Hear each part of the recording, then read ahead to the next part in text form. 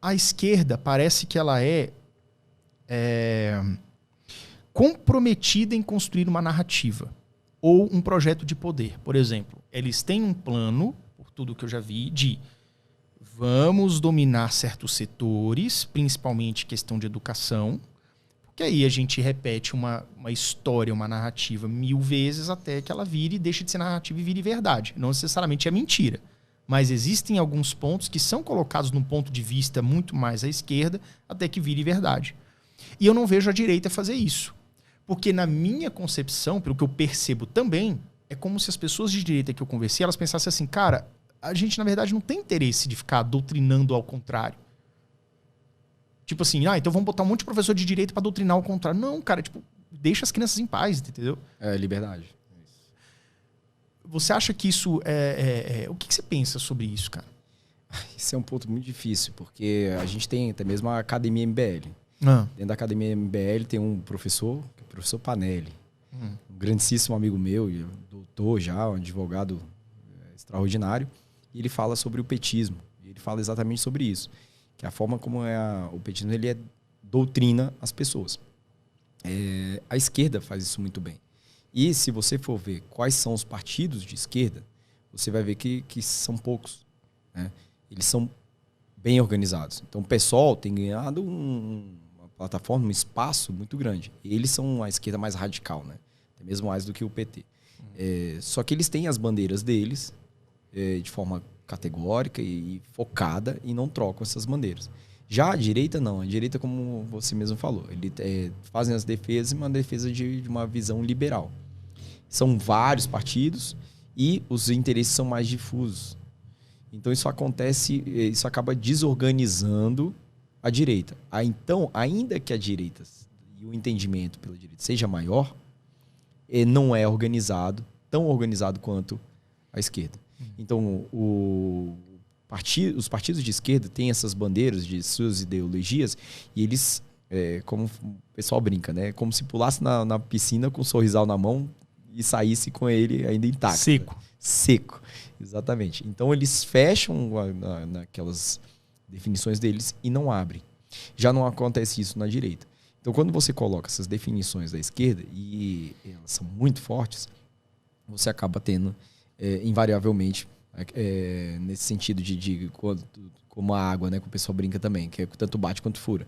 Então, se você se manifesta tantas vezes de forma específica a respeito da esquerda, mas se manifestando, dizendo que aquilo é o certo, vai chegar um momento que aquilo vai entrar na cabeça daquele ser humano de tal maneira que ele vai entender que aquilo é o certo, aquilo é a verdade, aquilo que faz com que ele encontre a felicidade. Um ponto interessante dentro disso, que é o que o Kim já se manifestou logo quando ele entrou como deputado, que ele se assustou, que ele pensou, falou assim, olha, a gente está aqui pela educação, a gente está aqui pelo povo, a gente está aqui pela saúde.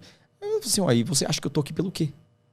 Como se o deputado da direita ele estivesse ali para atacar, para destruir a saúde pública, para destruir a educação do país. O Kim foi presidente da Comissão de Educação. Foi. E ajudou pra caramba. Isso. Então, o fato da gente estar ali não quer dizer que a gente só entende por outras vias. A gente não entende que, então vamos fazer o seguinte, vamos tributar todo mundo e dar uma educação melhor. Não.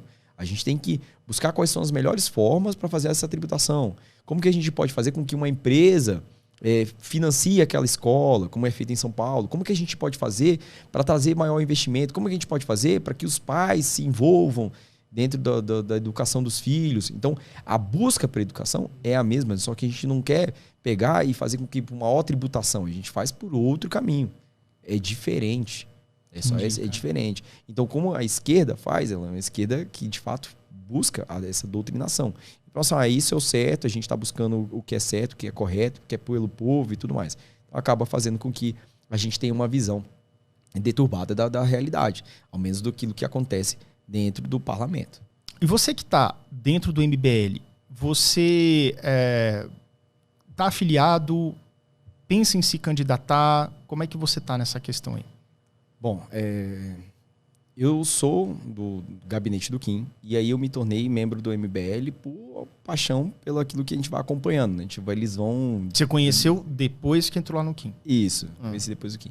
Então, depois que eu entrei lá no gabinete do Kim, eu acabei criando paixão por vários dos assuntos e concordo com diversas das pautas que são debatidas pelo MBL e são defendidas pelo MBL. Me tornei membro porque eu fiz a academia MBL e hoje estou como um dos porta-vozes do MBL.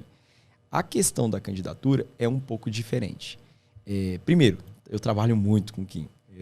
Como eu estava falando, né, de entrar às 9, sair às 9, são pautas, são a comissão, se a gente está dentro de uma CPI, quais são as manifestações, o acompanhamento daquilo que o Kim faz enquanto deputado tem que ser muito forte pelos seus servidores, pelos seus assessores. Então, eu acabo fazendo esse trabalho de forma muito forte. Então, eu gosto sim de fazer os vídeos, gosto sim de ser um membro do MBL, só que em diversos momentos eu não tenho tempo para conseguir fazer tantos vídeos quanto eu gostaria. E, quanto a me candidatar, eu gostaria sim. Por Brasília, por Brasília, assim. Pelos meus ideais, mas está muito longe ainda. A gente aqui não tem essa campanha municipal, então a gente tem pelo menos 3 anos aí pela frente. E dentro disso, tem um ponto que o Kim me ensinou muito, que ele fala sobre política. Ele fala que política é igual nuvem. Toda hora que você olhar vai estar diferente. Então, hoje, se eu fosse me perguntar, sim, eu teria interesse. Será que daqui 2 anos, 3 anos, eu vou responder da mesma forma? E acho isso bem coerente. As pessoas, né? Não, mas você falou, cara, eu falei há 4 anos atrás, tipo, mudou, entendeu? Muda muito. As coisas mudam. Muda muito. O que eu tenho certeza, e que já coloquei como compromisso, tanto o meu e ainda coloquei você junto nessa história, né, Yuri? Que a gente vai sim falar sobre política. Sim. Vamos manter essa pauta. Eu vou continuar falando, vou continuar defendendo a minha cidade, como eu sempre fiz. Isso faz parte de mim, isso é uma característica minha.